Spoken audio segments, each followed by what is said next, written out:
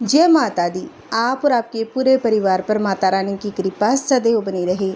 आज हम शुक्रवार के दिन सुनेंगे संतोषी माता की व्रत कथा। जो भक्त शुक्रवार का व्रत रखता है तो संतोषी माता की व्रत कथा अवश्य सुननी या पढ़नी चाहिए। तो आइए भक्तों, पूरी श्रद्धा प्रसन्न चित्त मन से आज की कथा सुनते हैं। एक बुढ़िया थी, उसके 7 पुत्र थे। 6 कमाने वाले थे, एक निकम्मा था। बुढ़िया माँ 6 पुत्रों की रसोई बनाती, भोजन कराती और पीछे से जो कुछ बचता उसे 7वें को दे देती थी। परंतु वह बहुत ही भोला भाला था, मन में कुछ विचार न करता था। एक दिन अपनी बहू से बोला कि देखो, मेरी माता का मुझ पर कितना प्रेम है। वह बोली, क्यों नहीं, सबका जूठा बचा हुआ तुमको खिलाती है। वह बोला, ऐसा भी कहीं हो सकता है? जब तक मैं अपनी आंखों से न देखूं, मान नहीं सकता। बहू ने हंसकर कहा कि देख लोगे तब तो मानोगे। कुछ दिन बाद बड़ा त्योहार आया। घर में 7 प्रकार के भोजन और चूरमा के लड्डू बने। वह जांचने को सिर दर्द का बहाना कर पतला कपड़ा सिर पर ओढ़कर रसोई घर में सो गया और कपड़े में से सब देखता रहा। 6 भाई भोजन करने आए। उसने देखा कि माँ ने उनके लिए सुंदर सुंदर आसन बिछाए हैं, 7 प्रकार की रसोई परोसी है और वह आग्रह कर उन्हें जिमाती है। वह देखता रहा।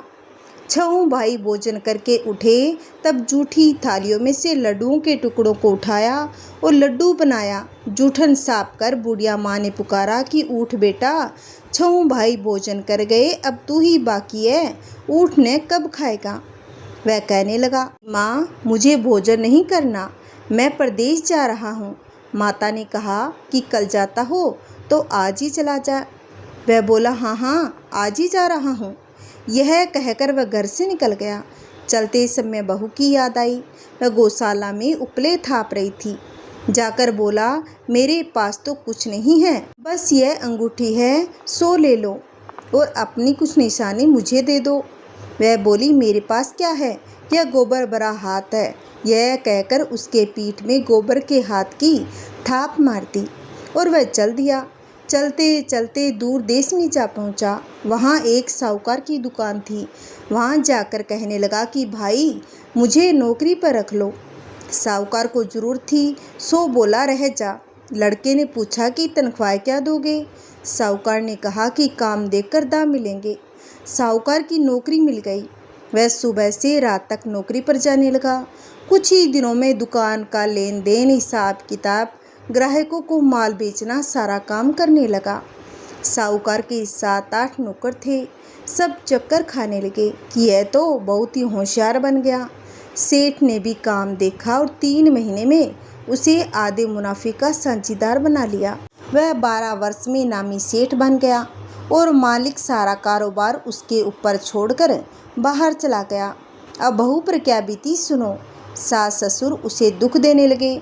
सारी गृहस्थी का काम कराकर उसे लकड़ी लेने जंगल भेजते और घर की रोटियों के आटे से जो भूसी निकलती उसकी रोटी बनाकर रख दी जाती थी और फूटे नारियल की खोपरे में पानी दिया जाता था।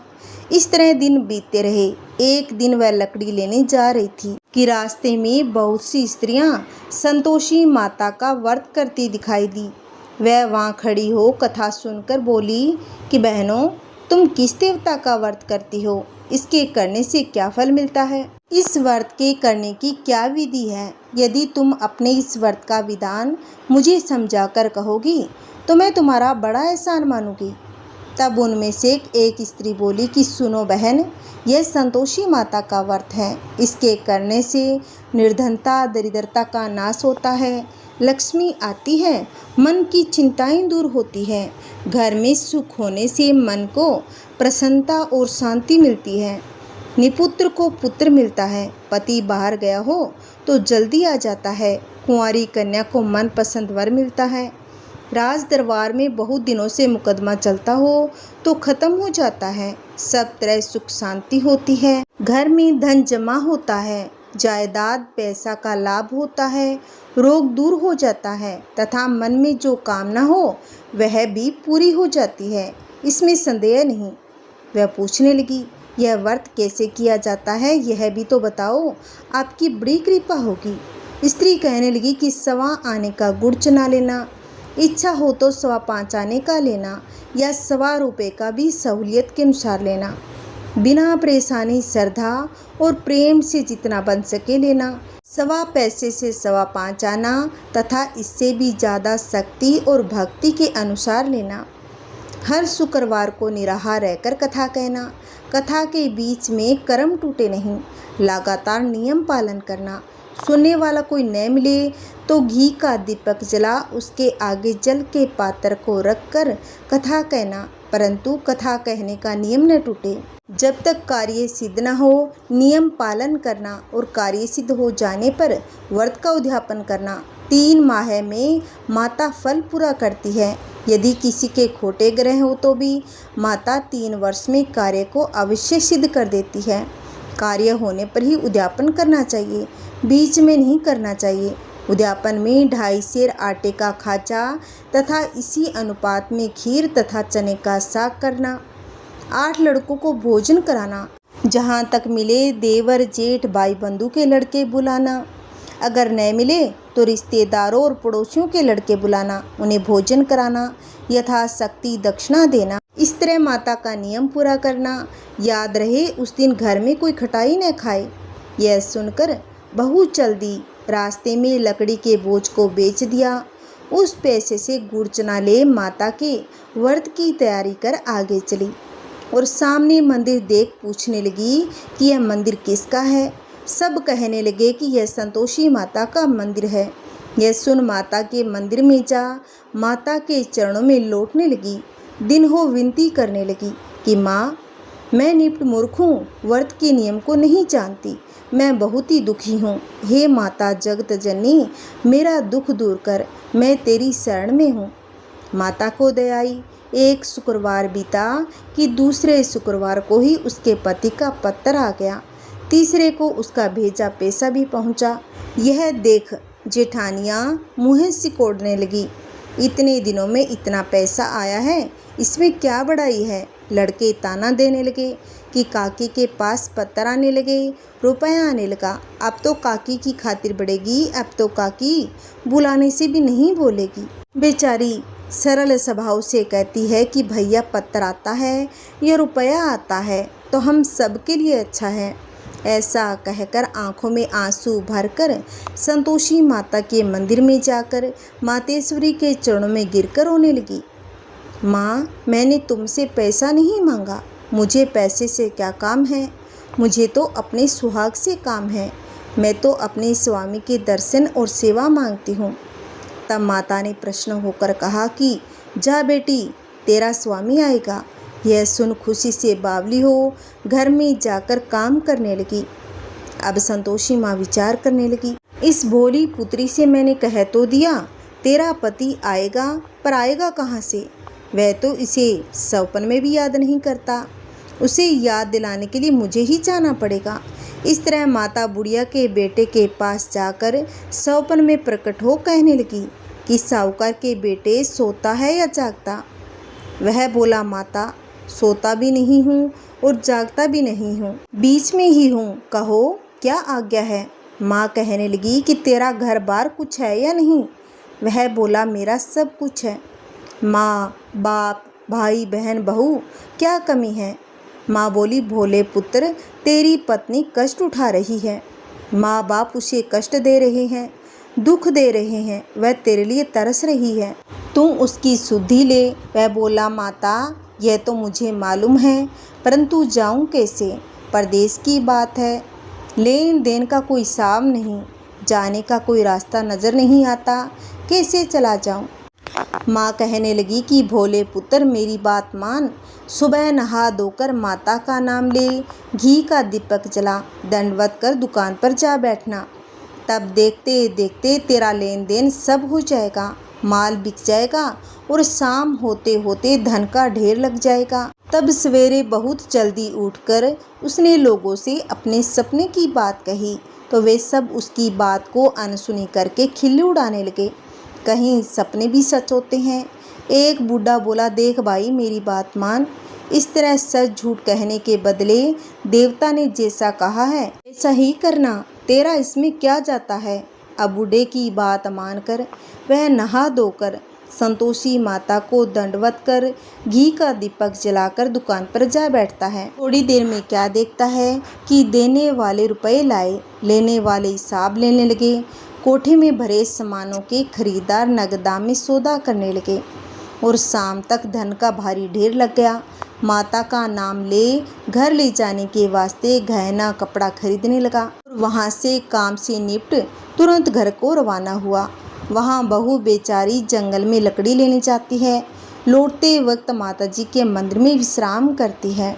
वह तो उसका रोज रुकने का स्थान जो ठहरा। दूर से धूल उड़ती देख वह माता से पूछती है कि माता, यह धूल कैसे उड़ रही है? माँ कहती है, पुत्री तेरा पति आ रहा है। अब तू ऐसा कर, लकड़ियों के 3 बोझ बना ले। एक नदी के किनारे पर रख, दूसरा मेरे मंदिर पर, तीसरा अपने सिर पर रखना। तेरे पति को लकड़ी का गट्ठर देकर मोह पैदा होगा। वह यहाँ रुकेगा, नाश्ता पानी बना खा पीकर माँ से मिलने आएगा। तब तू लकड़ी का बोझ उठाकर जाना और बीच आंगन में डालकर जोर से 3 आवाजें लगाना। लो सासू जी, लकड़ियों का गट्ठर लो, भूसी की रोटी दो और नारियल के खोपड़े में पानी दो। आज मेहमान कौन आया है? माँ की बात सुन बहुत अच्छा माता कहकर प्रसन्न हो लकड़ियों के 3 गट्ठर ले आई। एक नदी के तट पर, एक माता के मंदिर पर रखा। इतने में ही एक मुसाफिर वहाँ आ पहुँचा। सूखी लकड़ी देख उसकी इच्छा उत्पन्न हुई कि यहीं निवास करें और भोजन बनाकर खा पीकर गांव जाएंगे। इस प्रकार भोजन बनाकर विश्राम ले गांव को गया। सबसे प्रेम से मिला। उसी समय बहू सिर पर लकड़ी का गट्ठर लिए आती है। लकड़ी का भारी बोझ आंगन में डालकर जोर से 3 आवाजें देती है। लो सासू जी, लकड़ियों का गट्ठर लो, भूसी की रोटी दो, नारियल के खोपड़े में पानी दो। आज मेहमान कौन आया है? यह सुनकर उसकी सास अपने दिए हुए कष्टों को भुलाने हेतु कहती है, बहू ऐसा क्यों कहती हो? तेरा मालिक ही तो आया है। आ बैठ, मीठा भात खा, भोजन कर, कपड़े गहने पहन। इतने में आवाज़ सुनकर उसका पति बाहर आता है और अंगूठी देख व्याकुल हो माँ से पूछता है कि माँ, यह कौन है? माँ कहती है कि बेटा तेरी बहू है। आज 12 वर्ष हो गए। तू जब से गया है तब से सारे गांव में जानवर की तरह भटकती फिरती है। काम काज घर का कुछ भी नहीं करवाती। 4 समय आकर खा जाती है। तुझे देकर भूसी की रोटी और नारियल की खोपड़ी में पानी मांगती है। वह लज्जित होकर बोला कि ठीक है माँ, मैंने इसे भी देखा है और तुम्हें भी देखा है। अब मुझे दूसरे घर की ताली दो तो उसमें रहूँगा।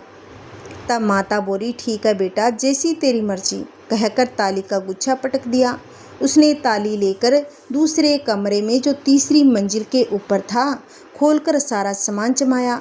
एक दिन में ही वहाँ राजा के महल जैसा ठाट बाट बन गया। अब क्या था, वे दोनों सुखपूर्वक रहने लगे। इतने में अगला शुक्रवार आया। बहू ने अपने पति से कहा कि मुझको माता को उद्यापन करना है। पति बोला, बहुत ही अच्छा, खुशी से करो। वह तुरंत ही उद्यापन की तैयारी करने लगी।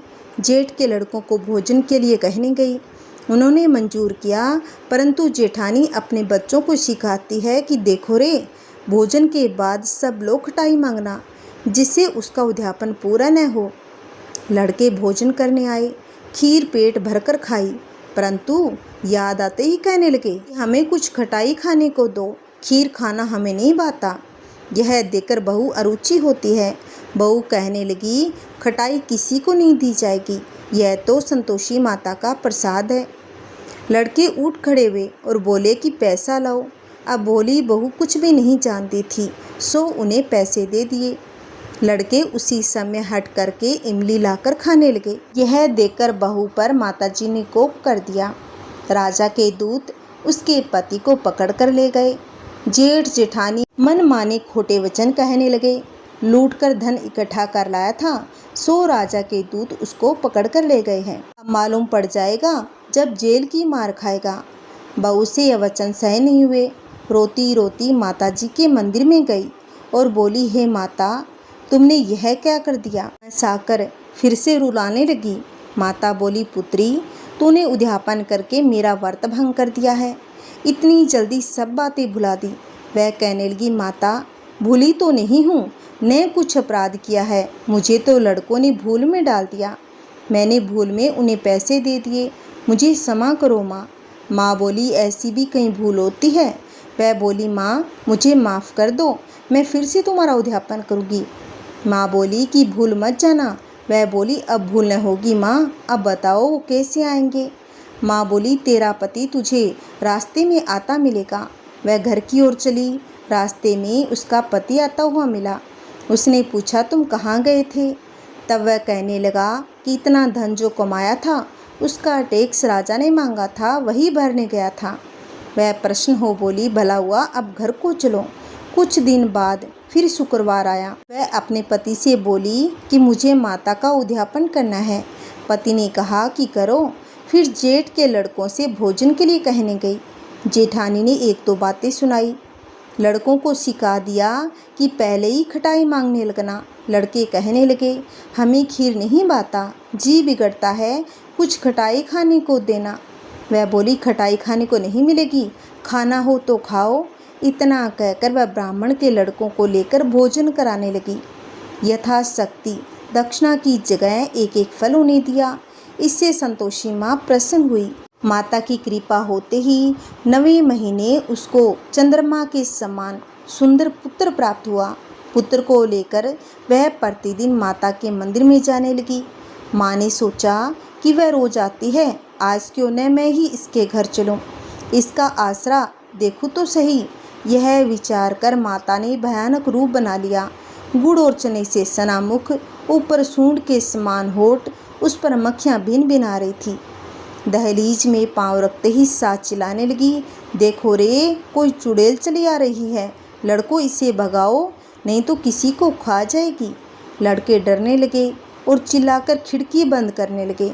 बहू रोशनदान से यह सब देख रही थी। प्रसन्नता से पागल होकर चिल्लाने लगी, आज तो स्वयं माता मेरे घर आई है। यह कहकर बच्चे को दूध पीने से हटा देती है। इतने में सास का क्रोध फूट पड़ा। बोली, देख इसे देखकर कैसी उतावली हुई है, जो बच्चे को पटक दिया। इतने में माँ के प्रपात से जहाँ देखो वहाँ लड़के ही लड़के नजर आने लगे। वह बोली, माँ जी, जिनका मैं व्रत करती हूँ यह वही संतोषी माता है। इतना कहकर झट से सारे किवाड़ खोल देती है। सबने माता के चरण पकड़ लिए और विनती कर कहने लगे, माता हम मूर्ख हैं, हम अज्ञानी हैं, पापी हैं, तुम्हारे व्रत की विधि हम नहीं जानते, तुम्हारा व्रत भंग कर हमने बड़ा अपराध किया है। हे माता, आप हमारे अपराध को क्षमा करो। इस प्रकार माता प्रसन्न हुई। माता ने बहू को जैसा फल दिया वैसा माता सबको दे, जो पड़े उसका मनोरथ पूर्ण हो।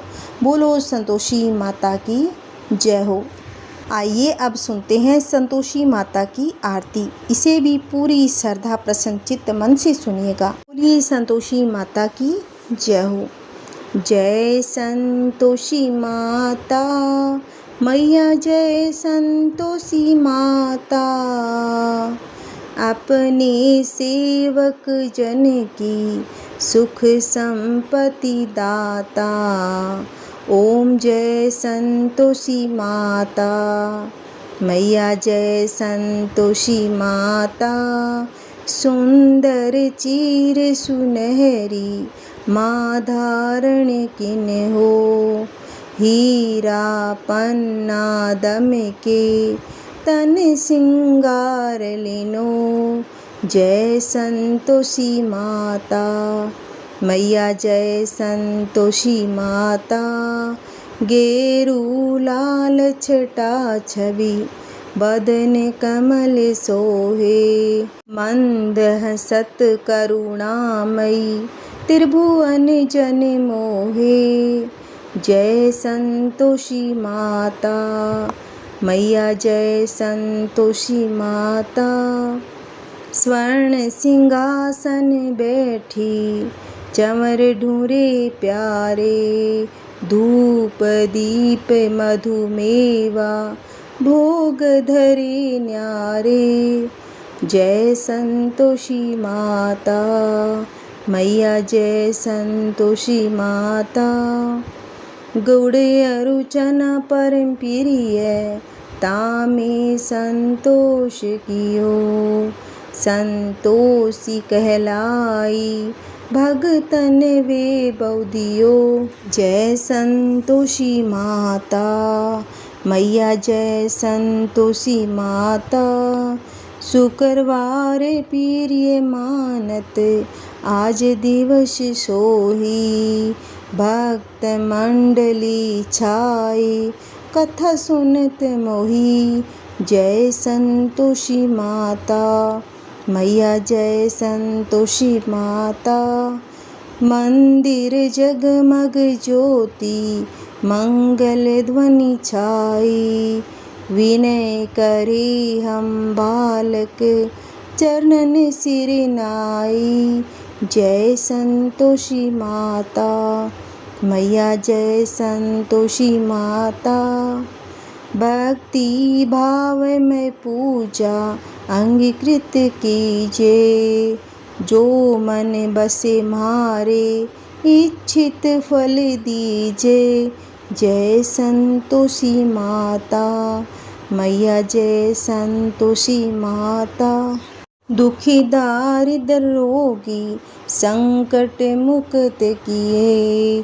भव धन धान्य भरे घर सुख सौभाग्य दिए। जय संतोषी माता मैया, जय संतोषी माता। ध्यान धरे जो तेरा वांछित फल पायो। पूजा कथा स्वर्ण करे घर आनंद आयो। जय संतोषी माता मैया, जय संतोषी माता। चरण गहे की लज्जा रखियो। जय जगदम्बे संकट तू ही निवारे। दयामयी अम्बे जय संतोषी माता मैया, जय संतोषी माता। संतोषी माता की आरती जो कोई जन गावे। रिद्धि सिद्धि सुख संपत्ति जी भर के पावे। जय संतोषी माता मैया, जय संतोषी माता। अपने सेवक जन की सुख संपत्ति दाता। जय संतोषी माता मैया, जय संतोषी माता। बोलिए संतोषी माता की जय हो। बोलिए हर हर महादेव। अगर आपको मेरी कथा अच्छी लगी है तो इस वीडियो को ज़्यादा से ज़्यादा शेयर करें, वीडियो को लाइक करें। अगर आपने मेरे चैनल को अभी तक सब्सक्राइब नहीं किया है तो प्लीज़ मेरे चैनल को सब्सक्राइब करें और कमेंट में जय माता दी आप अवश्य ही लिखना। बोलिए माता रानी की जय हो।